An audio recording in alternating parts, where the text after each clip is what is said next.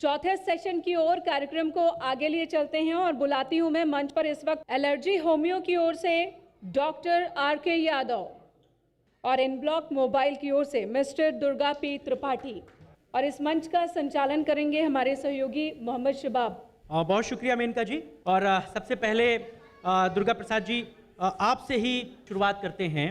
किस तरीके से आपका जो इन ब्लॉक मोबाइल है, क्या इसकी खासियत है, और लोकल फॉर वोकल पर जो प्रदेश सरकार फोकस कर रही है उसमें आप एक महत्वपूर्ण रोल निभा रहे हैं, किस तरीके से सारी चीजें बन रही हैं और क्या कुछ खासियत है? हमने जो फोन बनाया है उस फोन में ब्लॉकचेन यूटिलिटी को डाला है। ब्लॉकचेन की यूटिलिटीज उसमें है, जैसे उसकी बिलिंग से लेकर के उसके वारंटी, उसके अप्रूवल्स, उसके certifications, we are trying to fetch all those details, हम उसी ब्लॉकचेन टेक्नोलॉजी पे डालना चाहते हैं। दूसरी सबसे बड़ी चीज़ इन कोरोना थिंग, हमने सबसे ज़्यादा ये चीज़ महसूस की कि सबसे ज़्यादा जॉब्स के लेकर के खतरा बन रहा है। एक मिडिल क्लास आदमी और लोअर मिडिल क्लास आदमी बहुत परेशान है। तो हमने इस चीज़ की कोशिश की, पहल की कि हम वोकल फॉर लोकल के अंतर्गत और ये मेक इन इंडिया के अंतर्गत ऐसे मोबाइल्स मैन्युफैक्चर करें जो 100% मेक इन इंडिया हो। जी, we are trying to manufacture the 100% made in India smartphones in India. हमारे फोन्स जो हैं वो बहुत अफोर्डेबल सेगमेंट में जी। हैं, जो एक लोअर मिडिल क्लास और गरीब लोगों तक एक अफोर्डेबल सेगमेंट बन सकता है, हम उसमें जाने की कोशिश कर रहे हैं। और ये बहुत खास बात है क्योंकि तकनीक को लाना ही इंपॉर्टेंट नहीं होता है, सुलभता से वो तकनीक आदमी के हाथ में पहुंच जाए, इट्स अ इंपॉर्टेंट थिंग। तो वो अफोर्डेबल हो, ये आपकी बहुत अच्छी कोशिश है। हम फिर लौटेंगे आपके पास। डॉक्टर साहब, कोरोना के इस पीरियड में आपने होम्योपैथ को लेकर के जितनी बेहतरी के साथ प्रयास किए हैं, अमूमन आदमी होम्योपैथ दवा को उतना संजीदा तरीके से नहीं लेता था, लेकिन इस कोरोना के काल में होम्योपैथ पर लोगों का भरोसा बढ़ा है। लोग अपने घरों में अब होम्योपैथ की भी शीशियां रख रहे हैं।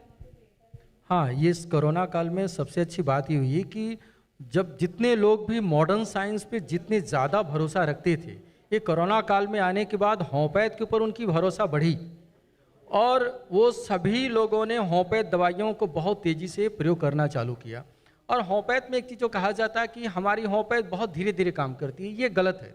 हमारी होम्योपैथ में अभी अगर गवर्नमेंट द्वारा हम लोगों को अच्छी सी बड़ी बड़ी हॉस्पिटल का अगर व्यवस्था किया जाए तो हम भी एक्यूट केस में पेशेंट को ठीक कर सकते हैं। हमारी बहुत सारी मेडिसिन सर्जन नाइफ है जो दवा के द्वारा ही हम लोग कांटे को निकाल सकते हैं और स्टोन को निकाल सकते हैं। किडनी स्टोन हो गया, गॉल ब्लैडर स्टोन हो गया, ये सारे को बाय मेडिसिन निकाल सकते हैं। तो बहुत सारे एक्यूट कंडीशन में, जैसे अगर सर्जिकल है, जैसे अभी आयुर्वेद को दिया गया सर्जरी के लिए जो है मान्यता दी गई है, अगर होम्योपैथ को भी दिया जाए तो हम लोग सर्जरी के लिए, अब जैसे सर्जन आया सर्जरी कर दिए, उसके बाद जो होम्योपैथ दवा दे सकते हैं। और छोटी छोटी जो भी सर्जरी है हम होम्योपैथ के द्वारा करके और उसमें होम्योपैथ दवा चला करके उसको जल्दी से हील अप कर सकते हैं। दुर्गा प्रसाद जी, कितना सरल हुआ आपका उत्तर प्रदेश में अपना सेटअप जमा पाना और सरकार से किस तरह की मदद मिली? बिजनेस को सेटअप होने के लिए सबसे ज़्यादा जरूरी होता है आइडिया, पहली बात जी, ठीक है। दूसरी सबसे जरूरी चीज़ होती है अब वहाँ की गवर्नेंस आपको कितना सपोर्ट करी, कितना ईज ऑफ डूइंग बिजनेस है। सरकार ने जिस तरह से अभी एक आत्मनिर्भर अभियान चलाया था, आत्मनिर्भर अभियान ने जो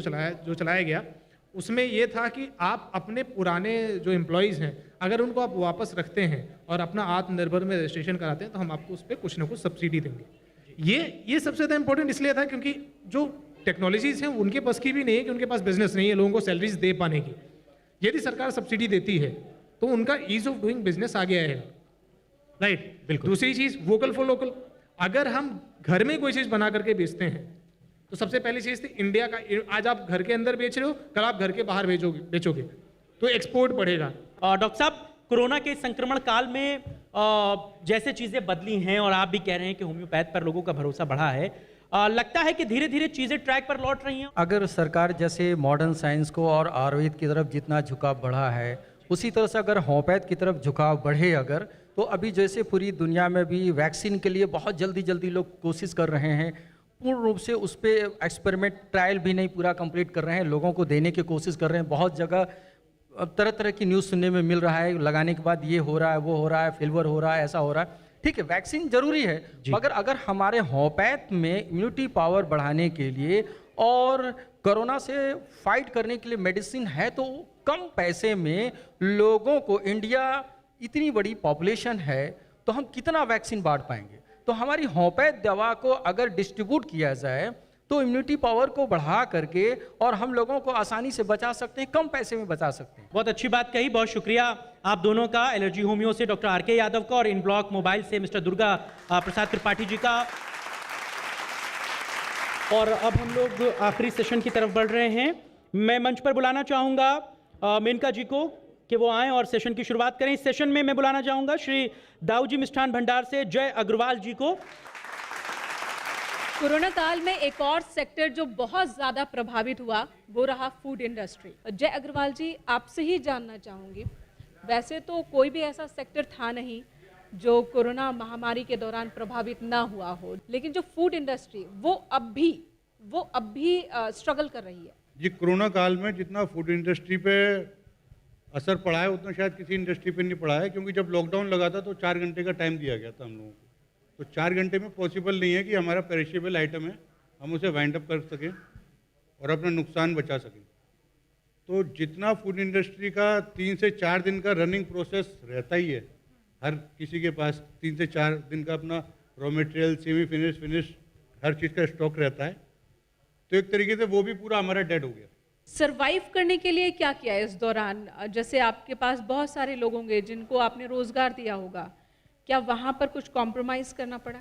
मैम, जो हमारे यहाँ के वर्कर हैं वो कॉम्प्रोमाइजिंग वाली स्थिति में नहीं है। वो ऑलरेडी इतना लोअर वेजेस पे रहते हैं कि हम उनको लॉकडाउन की सैलरी ना देना या इधर सैलरी कट ऑफ करना। जिसकी 1 लाख की सैलरी है आप उसे कह दोगे 75 में आप एडजस्ट कर लो, जिसकी 20,000 की सैलरी है वो कहाँ से एडजस्ट कर लेगा? एक लाइन में कहूँ, कितनी उम्मीद 2021 से? 2021 से पूरी अच्छी उम्मीदें हैं। वोकल फॉर लोकल जो हमारे मोदी जी ने मंत्र दिया है, तो वो हमारी फूड इंडस्ट्री के लिए भी बहुत बड़ा बूम होगा। मेरी इंडस्ट्री में हर चीज़ किसान से जुड़ी हुई है। हम लोग जितना फूड यूज़ करते हैं, दूध यूज़ करते हैं, सब हम डायरेक्ट गांव से खरीदते हैं, किसानों से खरीदते हैं।